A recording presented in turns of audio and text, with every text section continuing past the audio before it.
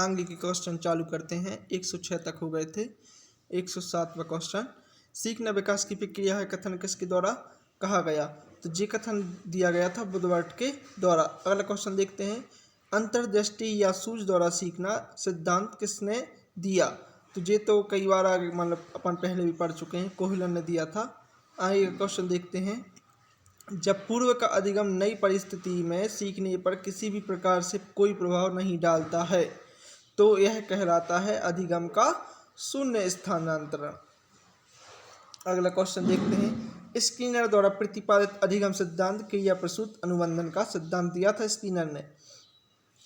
प्रयत्नवाबहुल का सिद्धांत दिया था थॉर्नडाइक ने। शास्त्रीय अनुबंधन का पावलोव ने। अंतर्दृष्टि का कोहलन ने। अधिगम अंतरण का थॉर्नडाइक सिद्धांत कहा जाता है। अधिगम अंतरण का थॉर्नडाइक सिद्धांत अनुरूप तत्वों का सिद्धांत कहा जाता है।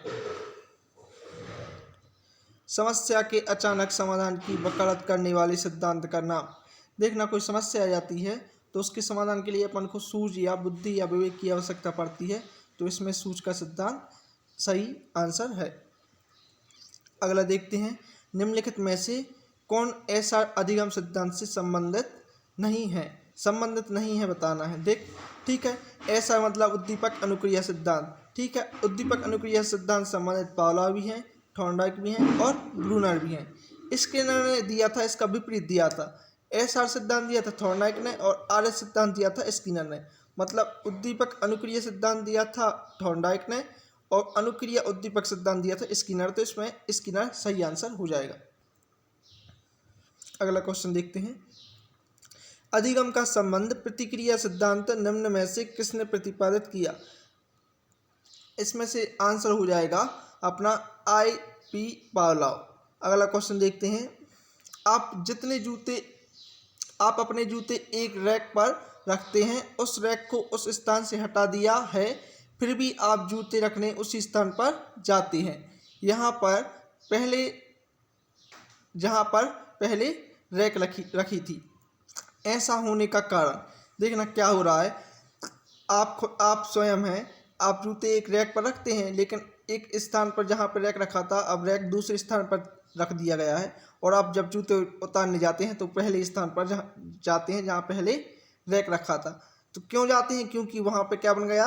बंध बन गया, अनुबंधन बन गया। तो इसका आंसर क्या हो जाएगा? सी। अब देखना अगला क्वेश्चन,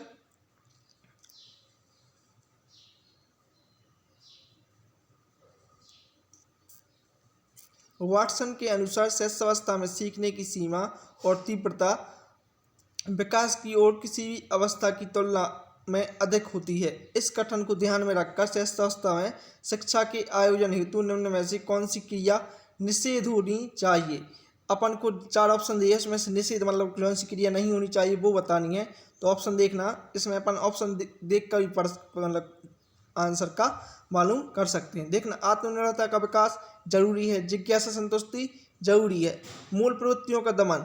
ये गलत आंसर है, क्योंकि मूल प्रवृत्तियों का अपन दमन नहीं कर सकते। यदि अपन प्याज काट रहे हैं तो अपन की आंखों से आंसू आ रहे हैं, वो कहलाती है मूल प्रवृत्ति। क्या अपन आंसू को मतलब दमन कर सकते हैं? नहीं कर सकते। तो ये आंसर गलत हो जाएगा। क्रिया द्वारा सीखना ये तो बहुत इंपॉर्टेंट है। अगला देखना,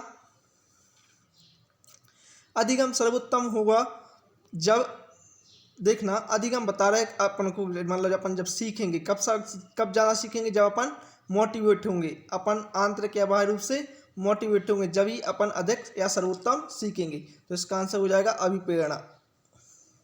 अगला क्वेश्चन देखते हैं, निम्न में से कौन सा कथन अधिगम की प्रक्रिया को उचित ढंग से प्रस्तुत करता है?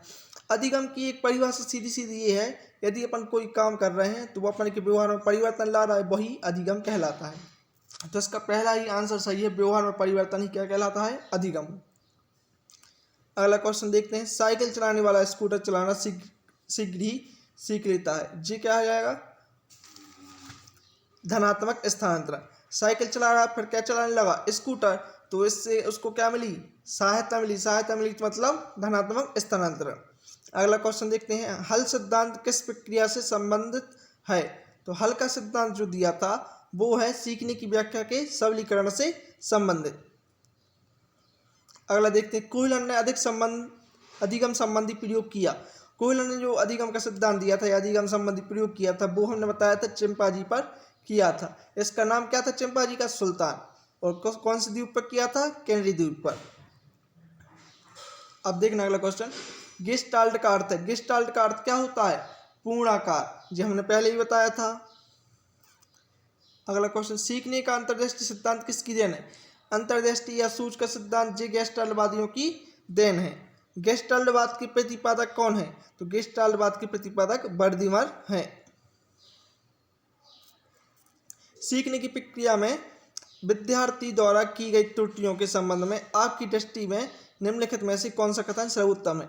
विद्यार्थी को कभी त्रुटि नहीं करनी चाहिए, ये गलत हो जाएगा। जी 4 ऑप्शन दिए, इसमें अपन को सबसे अच्छा आंसर देखना है।